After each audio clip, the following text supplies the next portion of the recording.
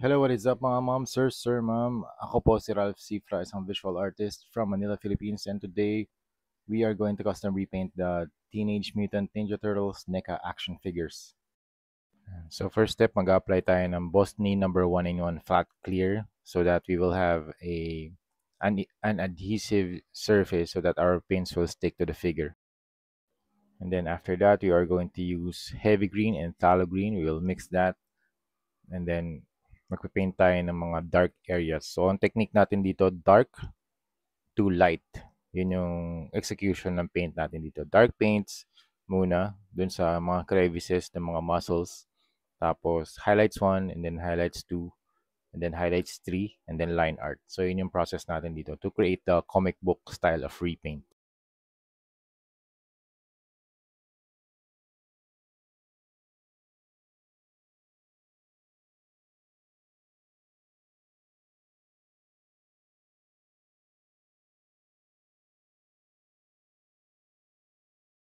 Alright, next, acid lime, phthalo green, and sun yellow.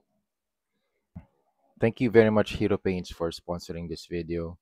Lagi niya tayong sinusuportahan sa mga custom repainted na mga projects natin. Lalo na dito sa Teenage Mutant Ninja Turtles. Medyo matagal ko na rin tong gustong gawin na project talaga.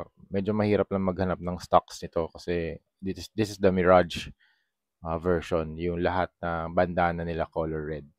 And then for the second layer of highlights, talo green, acid, slime, and white. So ganun lang yung application natin. Lighter and lighter shades lang yung application. Pero make sure na cure na or dry na yung previous layer before you apply the next layer. And then sa brush strokes naman, very gestural yung mga ginagamit kong brush strokes dito. So, unang-una yung pressure high. So, ibig sabihin madiin. Tapos, kada hagod ko, mas pa-light na yung pressure. So, hard to light na pressure para mas kita yung mga brush strokes. Okay, next step, flat black naman yung gagamitin natin. Tapos, mas fine na yung brush na gagamitin natin dito to create the comic book style of lines. So, dito pwede tayong gumamit ng mga transition lines, feathering, cross-hatching para ma-simulate talaga kung paano ako nag-illustrate sa 2D, tina-transfer ko dito sa 3D. So, ganun yung practice na ginagawa ko.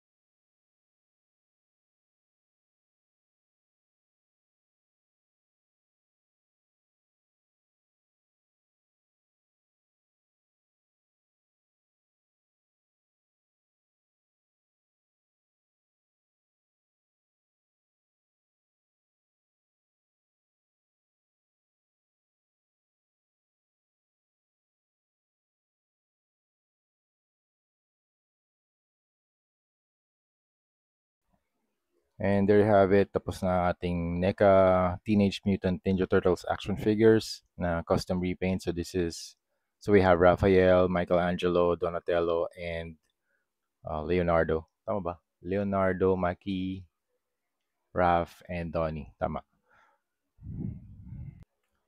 Tapos, originally, itong NECA na action figures, ano lang siya, red na bandana yung stock na included dito sa sa figures na to. Kaya ang ginawa natin, pinintahan natin yung bandanas na specific dun sa characters. So for Donatello, violet. For Michelangelo, orange. For Leonardo, it's color blue. And for Raphael, it's color red. Alright, so yun yung mga ginawa nating mga modifications dito sa Teenage Mutant Ninja Turtles na action figures. So if you want to uh, apply If you want to have these kinds of action figures, mag-DM lang kayo sa akin, Facebook, Rain Cifra, or YouTube. Meron din ako sa Instagram, Ralph Cifra, _. I also have TikTok and yun nga, YouTube. Ano pa ba? Yun, Facebook, Instagram, YouTube, and TikTok. All right. So yun lang mga ma'am sir. Thank you. Thank you very much for watching and see you sa next video. Bye.